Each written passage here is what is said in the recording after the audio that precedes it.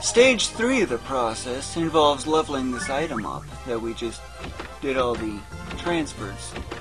So, go into the item world again for that same item. Yes, the floors are always going to be different. That's because they're all generated randomly. Well, there you have two options. You can level up on these things, which they're pretty weak at first, or you can skip. I'll get to the more specifics later on. I don't see any bow users. I always go after those. I count those as 5 credits. Those normal enemies are 1 credit. Axe users are 3 credits because they introduce an annoying effect as well. Graviton bomb.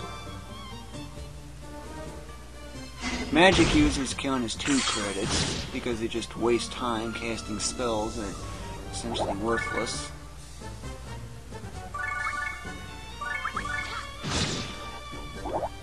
I mean, every single other enemy I get is, well, 1 credit.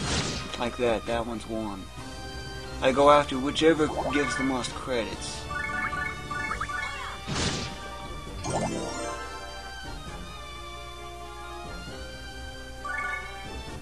Normally I'd have to throw to get over here, but that's what that hyperdrive is useful for. You don't have to clear all the stages either.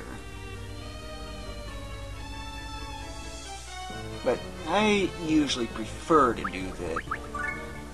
And whenever I get geopanel effects like that, I check the bonuses, just to see if there's anything worthy in there. Then I check here to see if I get any rare pyramid combinations, like 4x plus and 2 clone, for example. And if I do get something, although that is the perfect, what I do is I drag this thing out, clear out one, like first clear out all the unwanted enemies except 1. And then I drag this out, get it on clone, weaken it, the clone that is, and then I just have Clone Wars.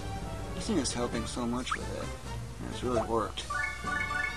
But you don't have to have Clone Wars either, unless you're really after leveling up. I've got numerous videos covering just that. But as usual, I'm checking around for bow users. Don't see any, so get rid of this lame wizard. All they do is endlessly cast. Weakling, can't even hit. Though sometimes I do throw lower level enemies into these because, well, I have Clone Wars with them because they're so valuable in terms of experience. And if there's invincibility pyramids, they usually get rid of those things immediately because they're so annoying. I can one-hit enemies, and yet enemies will take a seemingly infinite number of hits to get him. Because he's naturally invincible.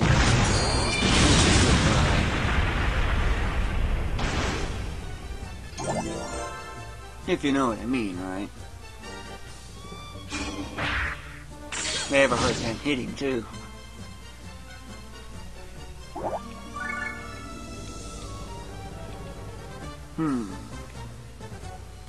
Pesky logs. Cranking up the defense has another big advantage. Enemies essentially stop using special skills. Yeah, 0. That's all they can do.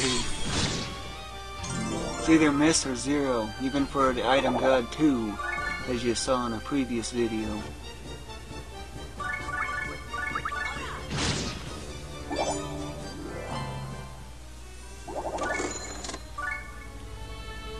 But just continue through the stages until you reach floor 10, where I need another special note on that, or any multiple of 10 I should say.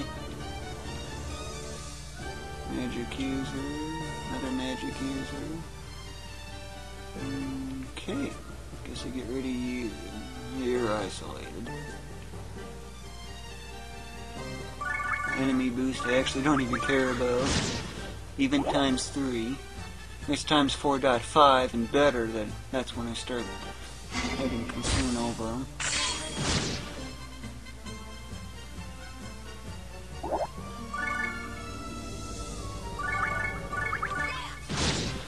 4.5 is from a times 3 and a plus 50%, in case you're wondering. The worst is times 24. 4 times 3s and 2 plus 50s, 50%.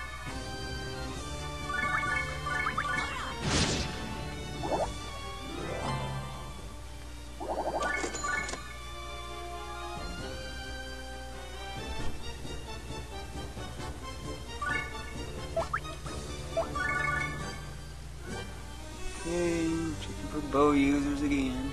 Yeah, that one's isolated, so I can almost ignore it. It can't go anywhere.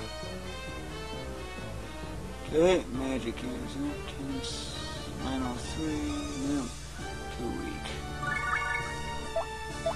1, 2, 3, 4. That special skill only targets when the 3 or 5 panels, not 1, 2, or 4.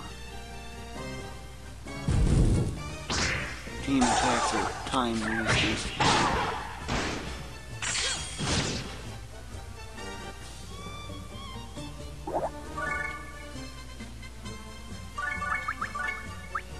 What am I doing? Supering this thing up because it's worth a ton of experience. It's a gold mine of experience. When I first played this game, whenever I defeated that thing, I practically always got a level up. And now that I had Clone Wars with them, I can really see why. Clones are only 25% the experience. Just so you know.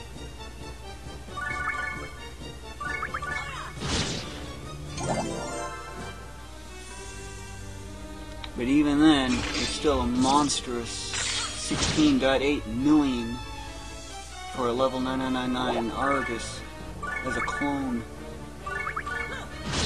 Just so you know.